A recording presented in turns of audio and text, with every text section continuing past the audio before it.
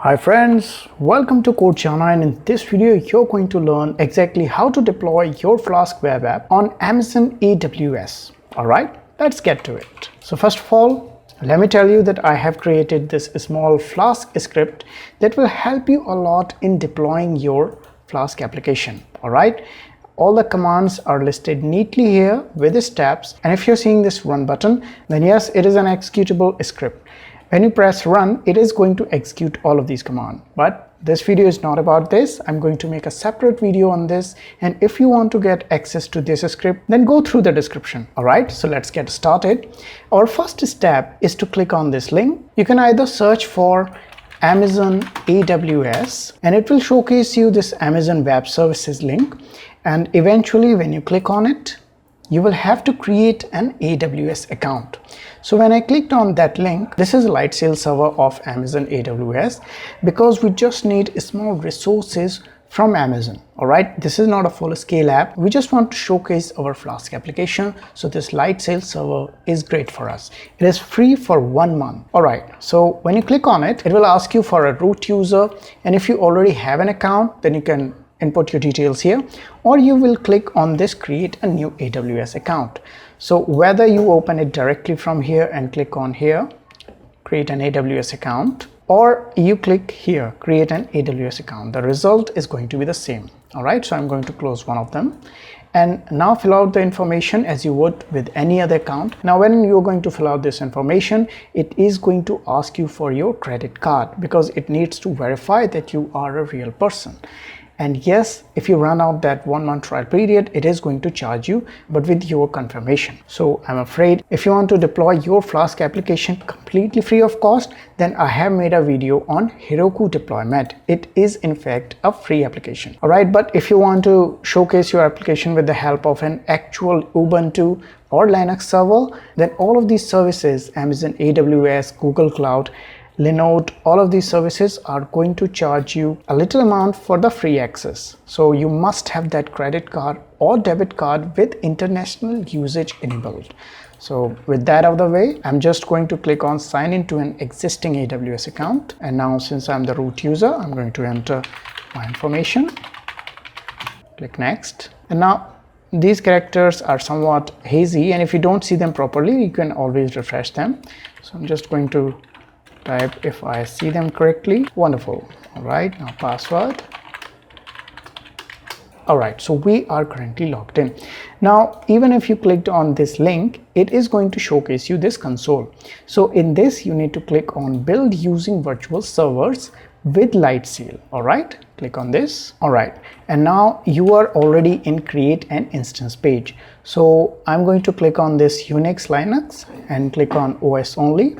And now click on Ubuntu 20.04. It is currently the latest one offered by Amazon Lightsail. The actual latest one is Ubuntu 22. So let's just click on here, and you don't need to do anything here. Just click on this very minimum, the bare minimum that you need. So 512 MB RAM, 1 CPU. We are not looking for speed here. We are just looking for a way to showcase our application for project purposes. All right, so first month is free. All right, so now just identify your instance, name it anything. It doesn't matter if you delete all of it and just type CJ Flask server and just create this instance. Now hang on a minute. I would highly suggest you to choose a region that is actually in a country which doesn't charge much. So since I'm already in India, well, it's all good here. So select any country that doesn't charge much. Let's just create instance here. Wonderful. So as you can already see, I already have this Ubuntu new user. Don't worry, we are not going to touch it. We are going to work with CJ Flask server. It is going to take a little amount of time, maybe 5 or 10 minutes. And after it is ready, we are going to begin. All right, so as you can see, it's just been under 1 minute or so, and it is ready.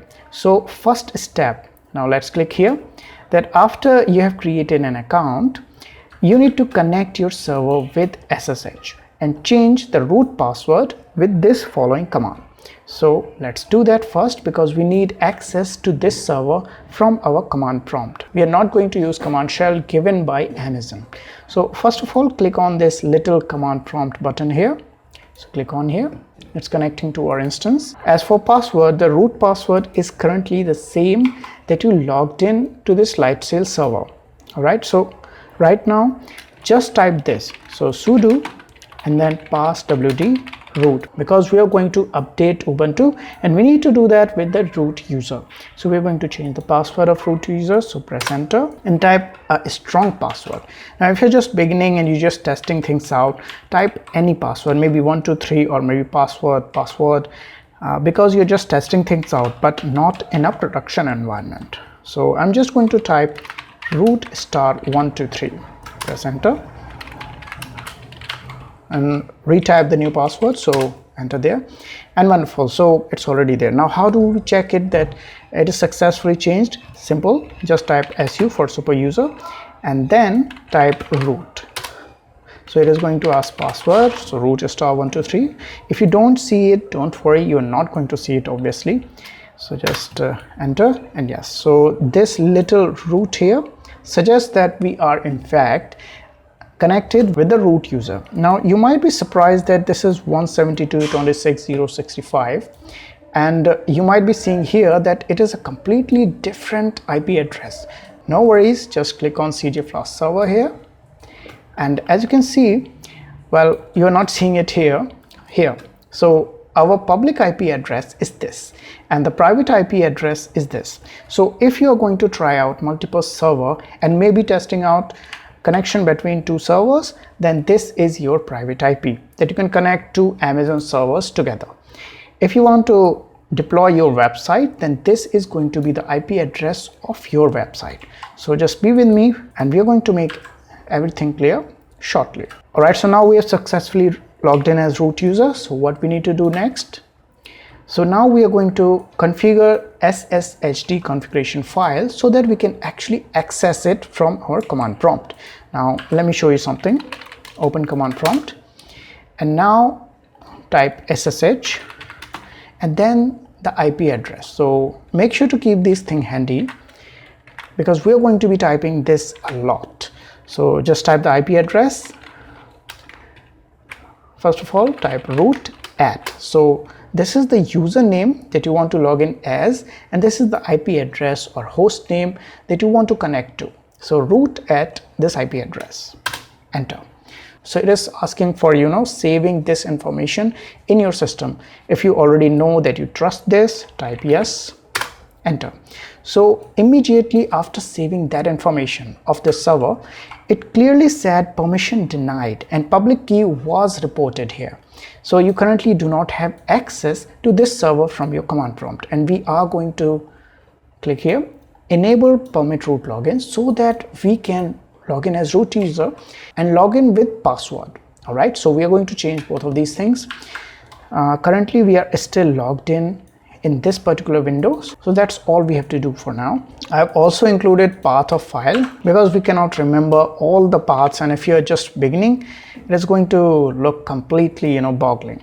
Since we are logged in as root user, you don't need to type sudo, you can simply type nano and then etc ssh sshd and config. All right, so nano is a text editor, all right, nothing else.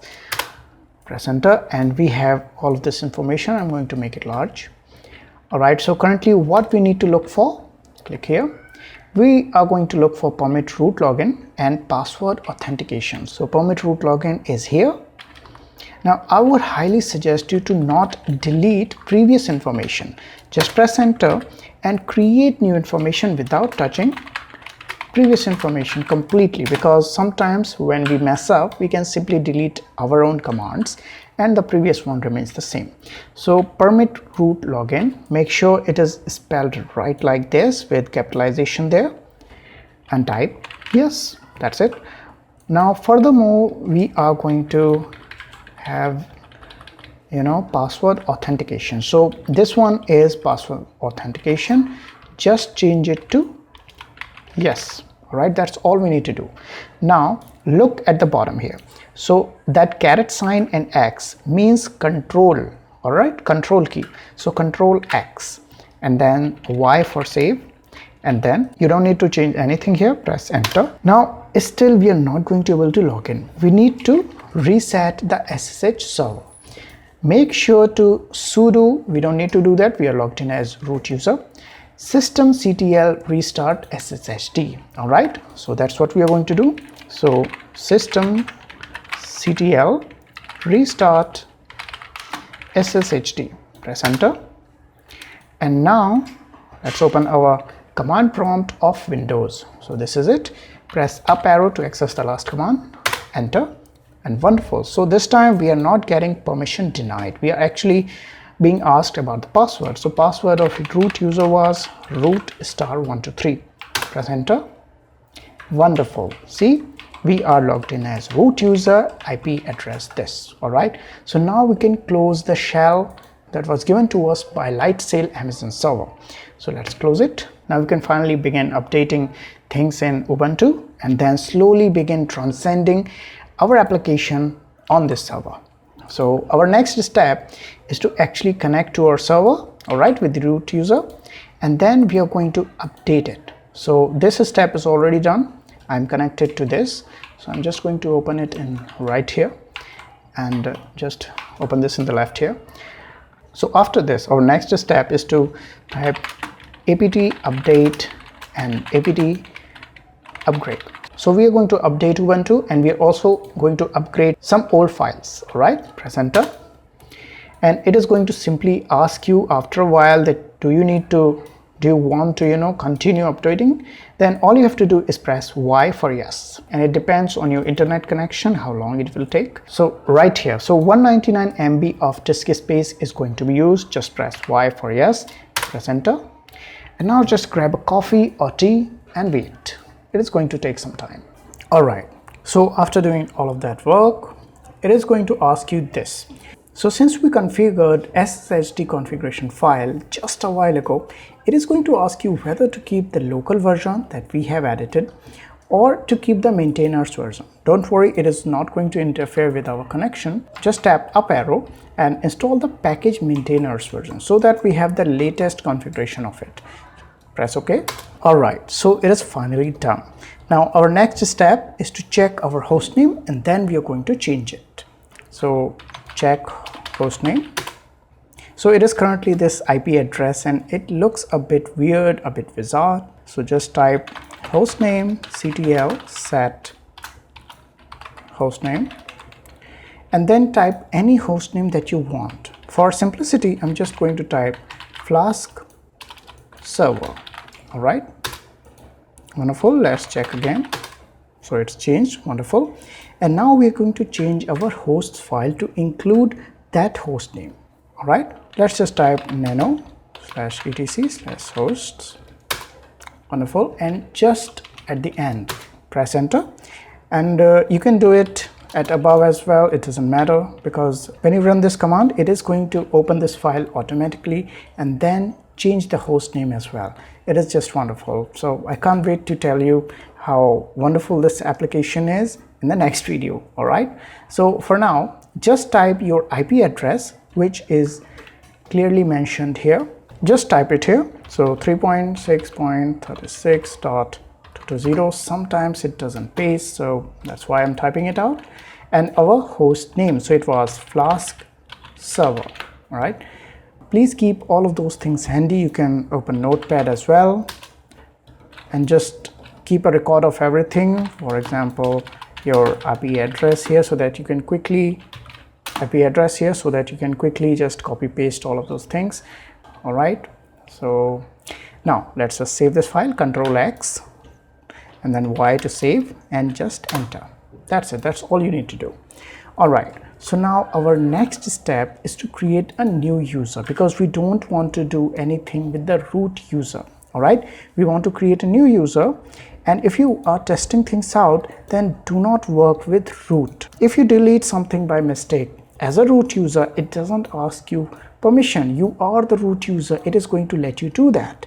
All right, so if you delete something important, your server will crash. All right, so create a new user at this step. So just type add user, and for simplicity, again, Flask user. So we need a password for this. Just type 1 2 3 4 5 6. Obviously not in a production environment. Press enter, same password, and you can type a full name here. You don't need to do that. You simply can press enter, enter, enter. Just going to quickly do Flask user, enter room number. Obviously we don't need to do that. Press enter multiple times. So is this information correct? You're not going to be in trouble if the information is not correct, so don't worry about that. All right, so we have added that user. Now we need to add that user to our sudo group, all right, so that it can access some commands that only super user can. So just type add user and then the username, so Flask user and then sudo. All right, simple. That's all you need to do. Now we are going to exit out of it and then connect back to this server with that new user. So let's exit out of it. I'm just going to clear the screen, so CLS. Great. And now type SSH once again. Then what's the new user? Flask user. Wonderful. And then this IP address. So copy it and then simply paste it. Press enter. Great. So the password for it was 123456. Enter. Great. As you can see, we no longer have this root listed here. So we are currently working with Flask user, and this is our host name, which was previously our private IP address, right? Now we are listing Flask server here that we have already saved just a while ago. So what's our next step? Our next step is to connect this particular system to our server with SSH. Currently we are typing a password. We don't want to do that because it is a little bit time consuming, because we are going to be connecting to our server a lot. All right, so we are going to set up SSH keys. All right, so the process is really simple. Just follow along. All right, so first of all we are going to connect to this user. All right, we have already done so. Don't mind this IP address, it is from my previous server. All right, just make a .ssh directory. Now where do you make it?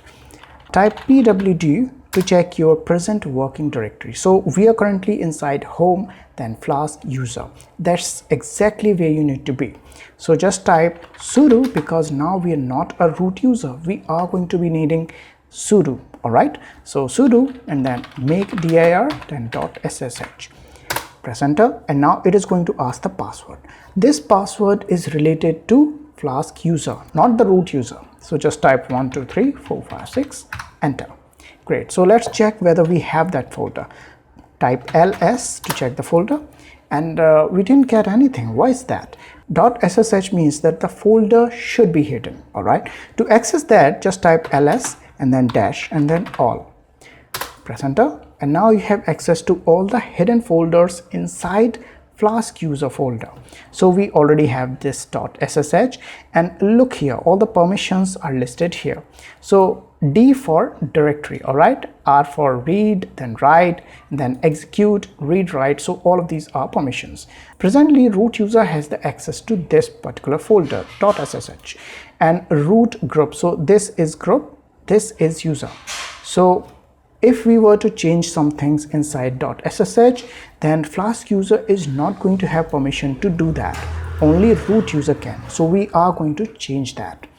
For that, I already have listed all the commands here. So we are going to own this particular folder. How to do that? Just type chown, and remember, type sudo first. So sudo chown and then the username. So Flask user, then the group name. All right, so the group name is also Flask user, and then type .ssh. All right, press enter, and you remember that when we first type sudo make dir here, it asks for the password of Flask user.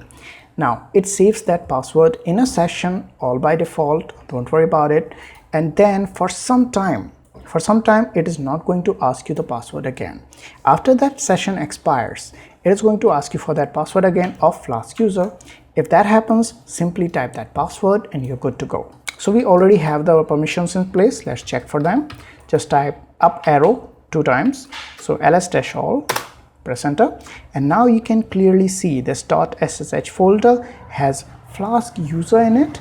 So this user owns this folder, that's what it means, and it is a part of this group. So we already have everything set up. So step 8, Now we can create SSH keys in Windows. All right, so you can do two things. You can just exit out of it and clear the screen. That's it. So we are not changing our command prompt either. All right, so now let's just create our SSH keys. Now remember that you have created this make dir in our server. So let's see if we have something like this in our code journal user in Windows. So let's type dir and we have a .ssh folder because I think I was working with it. But if you do not have it, I'm just going to make it visual. So open this and then go to this PC, then C, and then users, and then your username. So if you do not have it, let's say it's deleted, or when you connected your server with command prompt, it did not create it, or any reason at all, you can simply make a directory .ssh. All right. So if you already have it, wonderful. Just type cd and then .ssh. So we are working inside this folder. So now just type ssh-keygen and then -b and then bit size. All right, so 4096, it is pretty strong encryption. So let's try enter, and now enter file name in which to save the key. So I'm not going to change anything here. The file name is listed here, id_rsa. It should be saved with the same name, so just press enter. Now enter passphrase. What happens when you enter the passphrase? Well, what happens is when you connect to your server via SSH, it is going to ask you that passphrase again. So it defeats the purpose of saving time. But if you're just working, trying out some application, don't worry about this. In production environment, you may want to keep a passphrase there. For now, just press enter. It's going to ask you for that passphrase again. Just press enter. So this is your RSA key. You don't have to do anything interesting here. Just type dir. So it has created id_rsa and id_rsa.pub. So this is the public key that we are going to send to our server.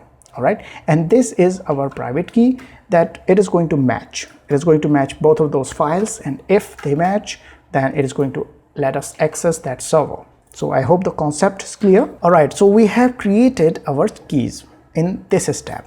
Now we need to transfer this id_rsa.pub file to our server like this. So be with me here. So scp and then id_rsa, and remember that .pub file, not this one. We want this one. All right.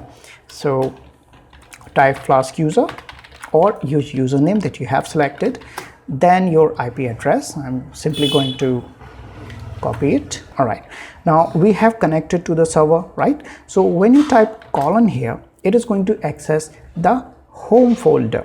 So let's type tilde for home folder, then slash, and then .ssh, which is inside our Flask user folder.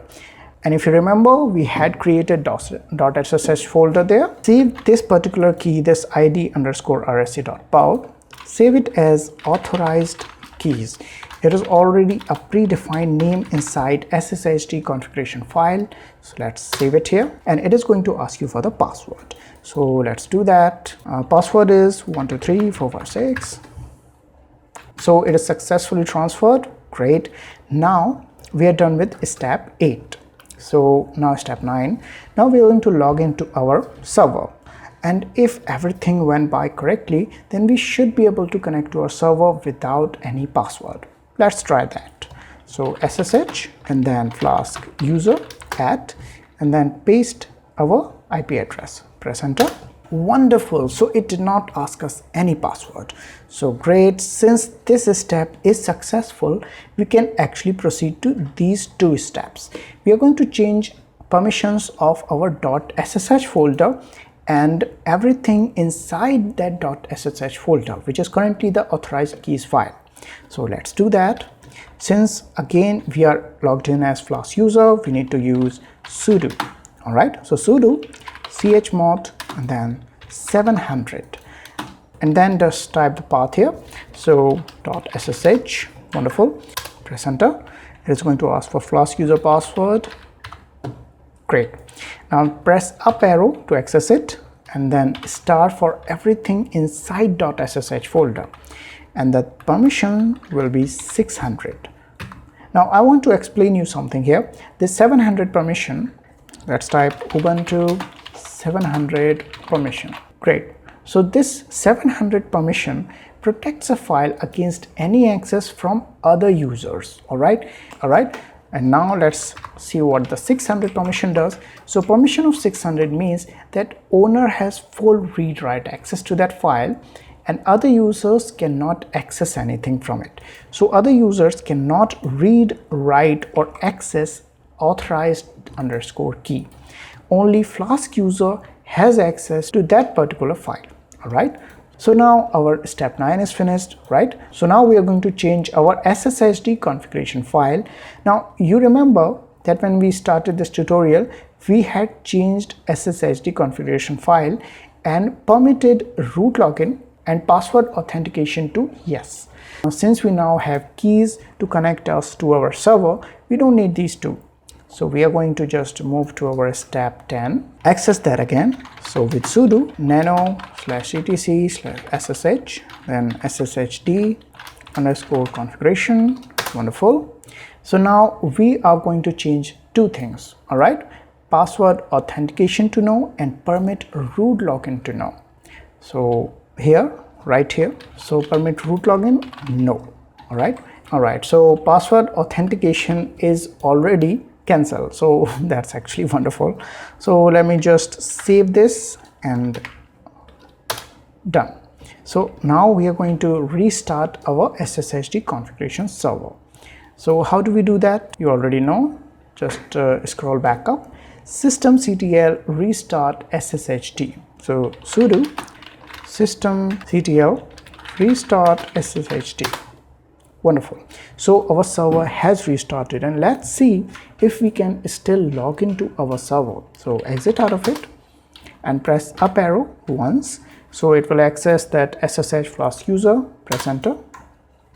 And yes, we are still logging in, and it is not going to ask us any password, and a user without a password cannot log in. All right. So now let's move on to our 12th step. We are done with 10th and restarted SSHD service as well. So now step 12. We are slowly increasing the complexity of this deployment. So now we are going to work with uncomplicated firewall. We are going to deny some connections and allow some connections. And this is port 5000 that you already remember is the port that is going to access the Flask server. All right, so let's do that. First of all, we are going to install uncomplicated firewall. Since this time we are working with Flask user, we cannot simply type apt install ufw. We need to type sudo apt install ufw. Press enter. Type 123456 or whatever your password is. Press enter. Wonderful. So it did not take a while. We are going to allow outgoing connections because we want our application to connect to the internet. All right, to send information from our server. So let's do that. Sudo ufw default allow outgoing. Wonderful. Then just press up arrow. We are going to deny incoming connections except for the one that we explicitly allow. So deny all incoming. So sudo ufw default deny incoming. Wonderful. And now remember, this step is very important. We are currently sending our command prompt information to our server. So when you look at this server, our command prompt is incoming to this. So if we just exit out of this or our electricity gets cut, it is going to be very sad for us. So quickly type ufw allow ssh because we are connecting. Sorry about that. Type sudo. Wonderful. So rules updated. So we are connecting via SSH. All right. It is an incoming connection to our server. So if we don't allow this, we are not going to be able to connect to our server if something happens. So we have successfully done that. No worries. So now sudo ufw allow port 5000. We are going to delete this port 5000 after we are done testing our application. So press enter. Wonderful. So rules are updated. And now we're going to enable this firewall. All right, so sudo ufw enable. So now this will disrupt SSH connection. So remember, before you press Y and enter, make sure you have done this. All right, make sure you have enabled or allowed SSH connection to your server. So I'm just going to type Y for yes, press enter, and we are still connected. If you had not done that, if you had not done this, then it would have immediately kicked out from this connection. So that's great. All right, now let's check the status of our firewall. I keep forgetting this, sudo. So we are allowing all TCP connections of port 22 and then port 5000. I think everything is fine here. So now finally we can move on to our step 13, which is getting our Flask app ready. And this is where we are going to exit out of this command prompt. So press exit and exit once again. So how do we get our application ready? Now with Heroku deployment, if you watched that video, we had to create a proc file, then Gunicon server and things like that. We had to freeze all the dependencies and libraries that we were using in our project. Same things to be done here as well. So let's minimize this and now let's open in code. So wonderful. So simply, you don't need to do anything else, just activate your virtual environment. Activate, wonderful. Let's close this get started page. All right, so just type pip freeze and then greater than sign and then requirements.txt. Now remember, I already have created it, but if you don't have it, then it will create this requirements.txt file in your main folder. Let me show you this. So here, right beside this, let me just increase the size. So right beside your run file, it is going to create this requirements.txt. And what do we have in here? You're already familiar with this. We have all the dependencies with their version number. So that's great. Since we are done with this, we can finally transfer our application from this system, this PC, to our Amazon web server. All right, before that, this step is really important. Just move your virtual environment folder someplace else. All right, just cut it and just place it anywhere. Now my personal recommendation is actually create a copy of it. All right, see, I was working with this application, this Ubuntu server deployment application, so I had created a backup of it. In the same manner, I would suggest you to create a backup of your CodeJana Flask folder and then delete the virtual environment folder from the project folder that you are going to deploy. All right, this is very important because we don't want to, transfer any virtual environment folder. So let's just close this. And now let's open our command prompt again. Great.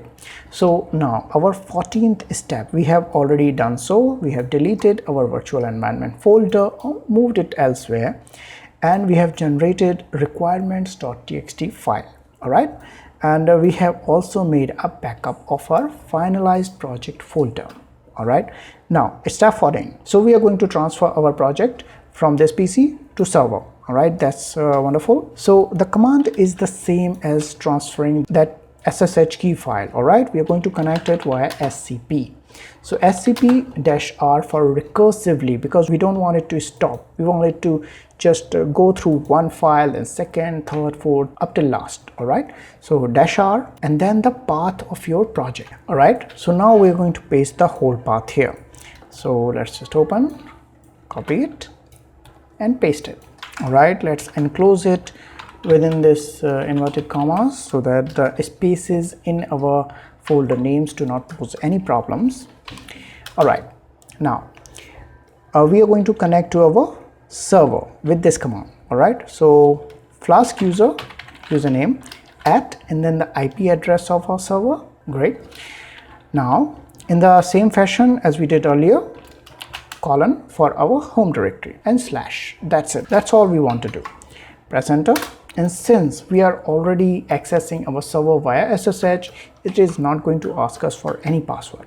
And you can already see that the transfer was 100% successful. Now we are going to cross-check whether the files have been transferred or not. How to do that? Simply connect SSH and then Flask user @ the IP address, connect to it. ls for listing all the folders inside it. Let me show you our present working directory. So in Flask user folder, we have code_jana_flask folder, and inside of it, let's cd to it. Inside of it, we have code_jana_flask requirements.txt run.py file. So let me just open this. So we already have this folder, requirements, run, and if you still want to see it, so cd inside of that, and we have all of these files. Let me just show you. So we have all of these files transferred to our server. So wonderful, we have cross-checked it. Now we can move on to our 15th step, and now we are going to install Python and Virtual Env on our server. So we do not need to disconnect anything. We are already working with our server. We are just going to cd/home//user. That's it. All right, so now we are going to install Python. So sudo apt install python 3-pip. The password is 123456. Now it is going to take a while. It is a 200 MB edition. All right, so why? You can grab another tea if you want. All right, so it is done. It did not take that while. All right, so now we are going to install Virtual Env in our server. So sudo apt install python 3-venv. Press yes. Wonderful. And that was a split-second move there. So now we have installed Python and Virtual Env. Now take a look at this third command. We are creating a Virtual Env inside code_jana_flask folder. Now you can see the whole path here. We don't need to type whole path here. This was automation. You can simply do this, cd code_jana_flask, and as you can see, we are inside this path already. Let me type pwd. So we are already inside this path. So what we can do is sudo python 3-m venv. All right, that's all you need to do. However, you need to type the name of your virtual environment. So type venv, env, flask, anything you like. Press enter. Now type ls to check whether that venv folder is there, and as you can see, it is already there. So wonderful. Now this one is to create that virtual environment folder, and this one is the name of that folder. I hope the concept is clear. So we already have everything set up now. So we are going to cd to that to just check whether it is, and we are already there. After this, we are going to activate this environment. So let's do this. Source venv bin activate. Wonderful. So as you can clearly see venv at this corner here. So our virtual environment is active. Now you might be feeling similar feeling as you were working with terminal in VSCode. All right, so keep that feeling alive. So now we can install all the libraries that are saved inside requirements.txt file. This file right here. All right. So we are inside code_jana_flask folder. So we can simply do sudo pip install -r for recursively, then requirements.txt. Press enter and just wait a while again. Wonderful. So if you happen to have anything that is already installed, it will not uninstall it. So we have installed requirements.txt, and now we can finally test our website. So if you were to visit your IP address and port 5000 in your browser, it is not going to do a thing. All right, there are still 2 steps to do. When we are inside code_jana_flask folder, make sure you are at the path where you can see run.py file. All right, so just export Flask app is equal to run.py file. We are saying that export this command with this run.py file because it houses all the necessary code to run our whole application. You already remember that we used to run this particular file to run our whole application. The concept is same here. Let's press enter. And now we can type flask run. So we are accessing the run command of Flask shell. Type --host. So we are just giving it a host of 0.0.0, which is actually opening it to the public, to the internet. All right. Press enter, and as you can see, the server is now running. Now let's keep our fingers crossed, and if our settings are correct, then our application should show up. Just copy this public IP address, paste it here, and then don't forget to use port 5000. Press enter, and it is circling and circling, and believe me, it is going to keep circling. It is not going to open our application. Why is that? Now we have actually initiated this port 5000 with this command, but we have not included it inside our Amazon AWS server. See, I'm just going to take you back to this light sail. Now you're presented with this page, right? Click on your server, then click on networking. Now you're going to have all of these options with you. We are going to add a firewall rule. See all of this here? We are accessing our files with HTTP server, fine. We are connecting to this server via SSH, fine. But do you see port 5000 anywhere? No. So click add rule, click custom here if it is not listed primarily. The protocol will be TCP. Now the port number is 5000. Create it, wonderful.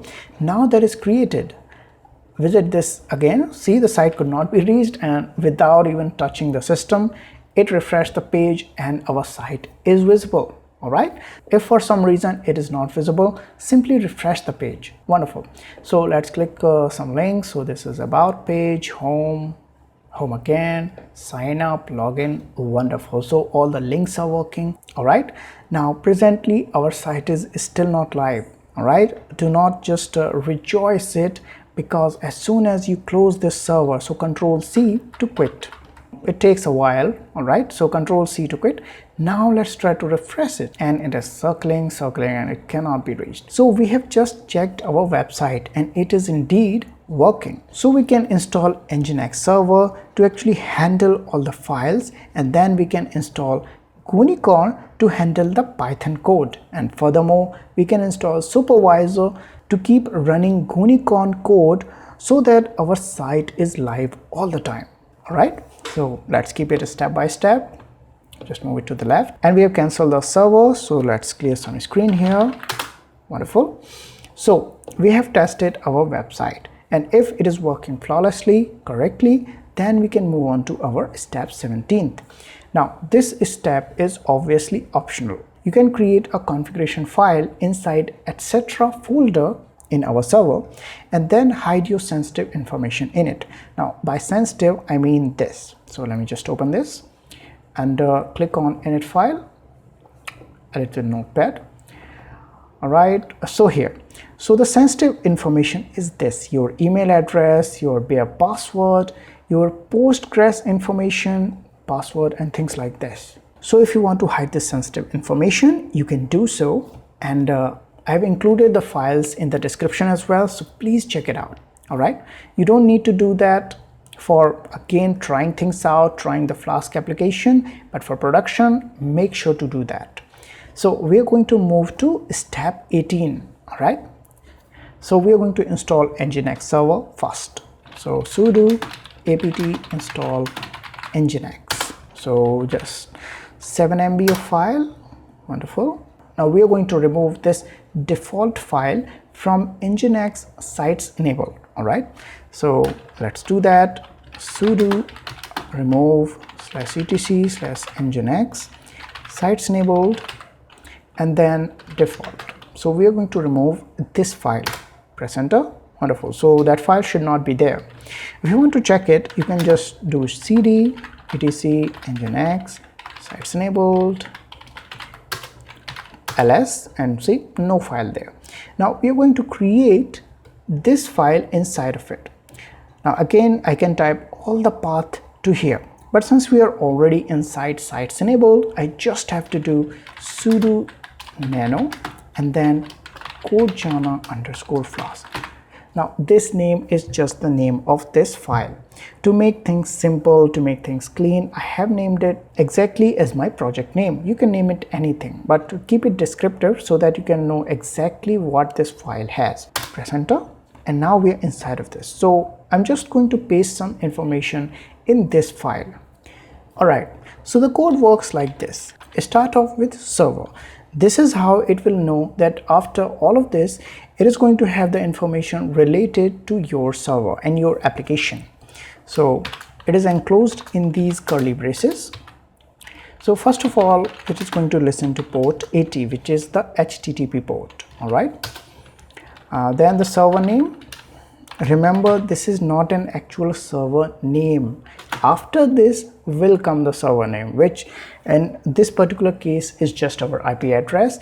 If you want to attach this server name to your domain name, this is where you type your domain name. All right. So for now, just type your IP address. So in our case, it is this one. All right. And make sure to end it with semicolon.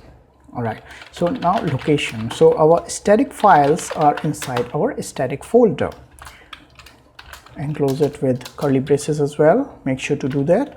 So our alias is /home/Flask user, and then the project name we have codejana_flask. Wonderful. Inside of that we have codejana_flask as well,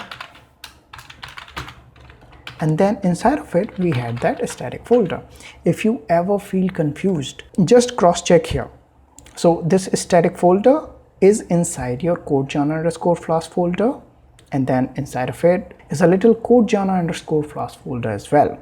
All right, so let's just hide it. Wonderful. After this curly brace, we are going to tell it the location of other files. So all the other files should be treated. All right, so let's do that. Curly braces, proxy pass, http localhost 8000. Wonderful. Now include etc. Nginx proxy params, that's for parameters, and proxy redirect off. Let me tell you that for beginners, you don't need to concern yourself with all of this. All right, let's save this information. Control X, Y to save. So our IP address related information and static folder location has been passed on to Nginx server. All right, wonderful. All right, so now we have done this. So now we're going to allow HTTP and TCP with uncomplicated firewall. So sudo ufw allow HTTP/TCP. Enter. Wonderful. The rule has been added. Furthermore, we are going to delete that port 5000 that we had enabled. All right. So sudo ufw delete allow 5000. Press enter. Wonderful. So that rule is deleted. Now let's check the status. All right, so you can clearly see that port 5000 is not there. So after making that change, we need to enable UFW again. So sudo UFW enable. So now this will disrupt our connection. Now don't worry about anything. We just want this 22 port to remain active so that we can connect to our server via SSH. All right, press Y, enter. All right, so we are still connected to the server. So now we are going to restart our Nginx so that it will take configuration file sites enabled codejana flask. All right, so let's restart. So sudo systemctl restart Nginx. All right, so currently we have an error code. It happens when your file is not correctly configured. So I'm going to open that file again and check for errors. Okay, so my bad there. This local is actually the location. So sorry about that. Let's save it. Enter. And now it should work. Wonderful, it is working. So see, these little things matter a lot. Anyways, let's proceed further. So now we can install Unicorn server. Now make sure you're working inside VENV. However, our path is currently incorrect. So let's cd to home and Flask user and codejana flask. Wonderful. So sudo pip install -i and then Unicorn. Wonderful. Don't worry about this error. It is not going to hinder our deployment. Now we are going to install Supervisor as well so that it can run commands of Unicorn in the background so that our server does not stop. So sudo apt install Supervisor. Wonderful. Great. All right. So we are going to use Unicorn to actually run our file.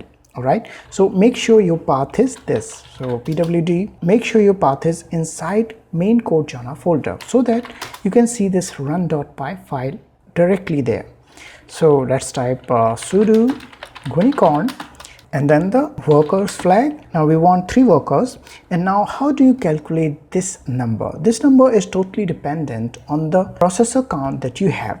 Now since we have created this little light sail server with only 1 processor count, as you remember in the starting of this video, so the actual documentation says you need to double the count of your processor number and then add 1 to it. So 1 times 2 plus 1 is 3. All right, so after this you need to tell Unicorn which file to run. So the file name is run, and then this is your application file, so colon app.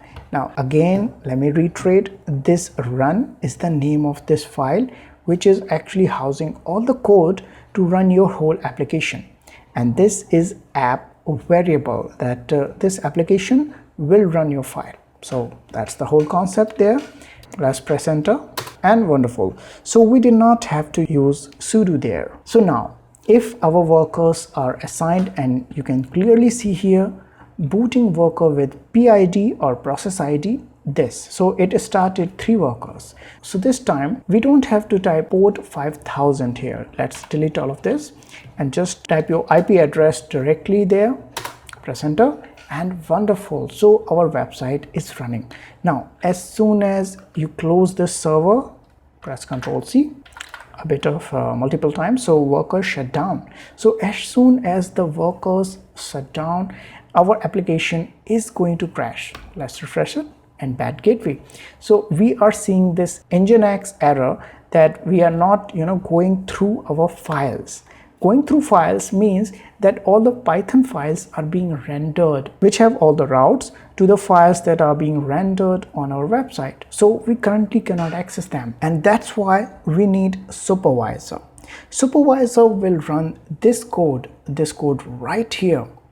Let me highlight it. So Supervisor is going to run this unicorn-w3 run app, this whole code in the background, so that our website does not crash this way even when we close this connection. All right, so let's do that. If you remember, we have already installed Supervisor. Now we need to configure this file. So we are going to create this file and configure it. So just do sudo nano etc supervisor and then configuration daemon file. So now we are going to create a configuration file. So for simplicity, again, I'm going to name it my folder, and remember .conf is what tells us it is a configuration file. So press enter, and I'm again going to paste some information here. All right, so what information needs to be there? So it starts off with program and the name of your program. Now this is not related to your server or your project name or anything. It is just a new name that we are just creating. All right, it's not related to anything. So I'm going to type again for simplicity code Jana Flask. All right, so let's press enter. Now this is where things get interesting. So directory, so which directory houses all your files? So our directory is home, and then our Flask user / code Jana _ Flask. All right, so that's where our main folder, main project folder is. So that's what you type there. And now the command that you want to run in the background. So we want to run this unicorn-w3 run app. You have seen it moments ago. All right, so now currently it is not going to simply run that command. It should know exactly where that command is. So we installed Unicorn in our virtual environment. All right, at this moment I want to start another command prompt so that I can show you some things. Let me just resize everything and put things in place. All right, so SSH and then our Flask user and then our IP address. All right, so we are connected there. All right, so let's see where this Unicorn command currently is. So let's type which Unicorn for that. So currently our Unicorn command file is inside user local bin and then unicorn, and that's the actual path of this command file.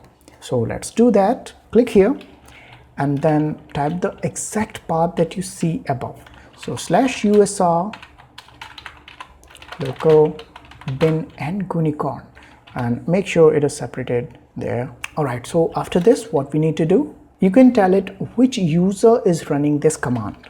So our user is Flask user. Now I want it to automatically start. If it fails, right, even for any reason, if there is a light cut at Amazon Web Servers, it will automatically start this server when the light comes back. All right, so auto restart as well. So auto restart should be true. Just be with me.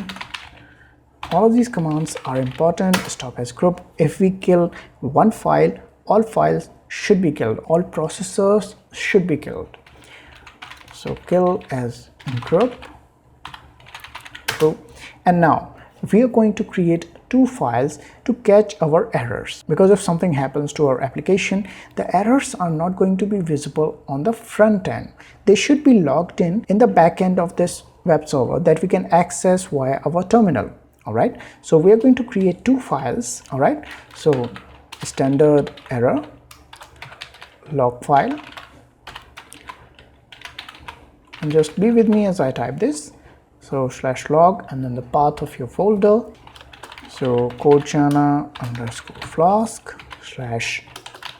/codejana_flask .error.log, and simply, all right, and then standard out log file /var/log /codejana. This is the same folder, so both of these files are going to go inside the same folder that we are just creating. All right, so codejana_flask.out.log. all right, so any incoming errors and outgoing errors are going to be logged in.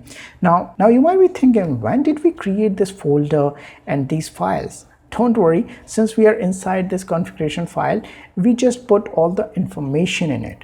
We are shortly going to create the files and folder. So let's save this information for now. Wonderful. All right, and as you can see, after saving the information, we are going to make the directory and create those two files. So let's do that. Sudo and then make directory. It's going to be in var log and then codejana_flask. Wonderful. Now we're going to create the two files. So touch, and make sure to type sudo there. So sudo touch /var log codejana_flask, and then codejana_flask.error.log, which was the name of first file. Wonderful. And just type up arrow once, because the information is simply just a little changed. Wonderful. So both of those files are there. Now we can finally reload our supervisor so that it can grab all the information and then run that unicorn command. So let's do that. So let's sudo supervisor ctl and then reload. Press enter, and it has restarted supervisor. So let's check its status. So sudo supervisor ctl status. All right, so if you see this, if you see your program name, this is the program name, not your folder name or anything. The program name that you configured in supervisor codejana_flask.configuration file. All right, so if it shows this, then running, then the process ID, and then the uptime, then you can rest assured that your application is going to run. If it fails, then you have made some mistake. All right, so let's do this. Let's open our application and see this bad gateway. Let's refresh it, and wonderful. And now just to check our application is running, if we close the server, let's exit out of it, exit this, and simply close this one. And as you can see, no iteration of command prompt is running. So let's refresh it. Wonderful. And just for the sake of incognito, just run it, and our application is online. So that's how you do it. Now you might be seeing moving Gunicorn to this home Flask user CodeJana Flask VNV bin. Well, by default, Gunicorn command file location is inside this user local bin and then Gunicorn. Now the best practices tell us that it should be inside our virtual environment folder. So if you want to do something like this, then you can simply move this Gunicorn file in virtual environment. So this is something I actually want to show you. So let's open our command prompt, move it there. Let's connect to our server quickly, ask user, and then our IP address, press enter, and we are logged in. All right, so what happened there? Let's type which Gunicorn. All right, so currently our Gunicorn file is inside user local bin. So now we are going to move that Gunicorn file to our virtual environment folder. So let me just copy this command. I've typed enough. Let's paste it and remember to use sudo. All right, so make sure everything checks out, press enter, and wonderful. So how about we check whether our file is there? So cd /home/Flask user CodeJana, then venv, then bin, and let's do an ls there. So we have this Gunicorn command as well. Now remember that in our supervisor configuration file we had a different path. Let's open it. It's right here. So let's just type this sudo nano, copy it here, and remember to use sudo. Wonderful. So we have this path, this command, and now our Gunicorn command file is no longer there. It's in our home, then Flask user, then our CodeJana_Flask folder. Inside of that we have this venv folder. And now let's delete the local, and this is the complete path. Now let's save it. Wonderful. So after this, remember to reload supervisor. So let's do sudo and then supervisor ctl reload, and remember to check the status after you have restarted it. So sudo supervisor ctl status. Wonderful. So our app is still running after we have made this crucial change. So Gunicorn by default goes inside this user local bin. All right, we want it to move to virtual environment folder. All right, that's all there is to it. So let's just exit out of this and close everything, and finally let's check it once again. Wonderful. So our whole application is perfectly deployed on our server. Now remember that we have not configured Postgres in this video. It is the topic for my next video. Now our application is currently on our server, so configuring Postgres just 5 to 10 minutes of task. All right, so we'll do that in next video. Now finally, this application, you can make an application like this yourself. Now it takes me around 10 to 15 minutes to actually deploy my application with the help of this particular script. If you want access to this script, then please join my WhatsApp group and tell me if you want it. All right, I'll be waiting for your queries. Thank you for watching this video, and I hope you were able to learn something from this video. If you did, then please subscribe to CodeJana, and I'll see you in the next one. Take care. Bye bye.